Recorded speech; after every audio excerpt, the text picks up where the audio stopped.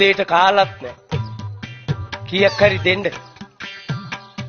Very disappointed.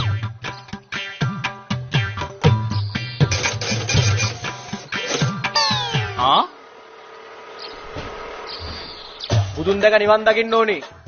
මේ මහත්තයා විතරයි. වෙන එකෙක්වත් නැහැ.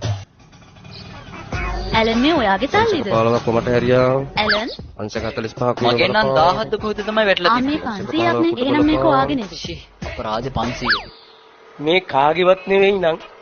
ඕක මට දෙන්න. ඇයි තමුන්ගේද? ඔයගේ තාත්තා හම්බ කරපු සල්ලි. උගේ කට බලපන්කෝ. හරියට මේකේ දෑවැද්දෙන් ඇඩ්වාන්ස් එකක් ගත්තා වගේ. පින්සිත් වෙච්චාවේ. වෙන උනට විතරයි. වෙන එකෙක්වත් නැහැ. මේ මොකද්ද? මේ නෝනා අපි රජයට ටැක්ස් ගෙවන හිඟන්නේ. ගනුදෙනු නම් ගනුදෙනු. ඔය සල්ලි ටික අරන් යනවක මෙතනින්. හලෝ මේ එක්ස්කියුස් මී. ඇයි මොකෝ? මාව මෙහෙ වගේද පේන්නේ? මම උදේ පාන්දර හිඟන්නු දිහා බලන්නේ නැහනේ. ඇයි? මං ලොකු ළමෙක් වෙලා කියලා හිතුවා.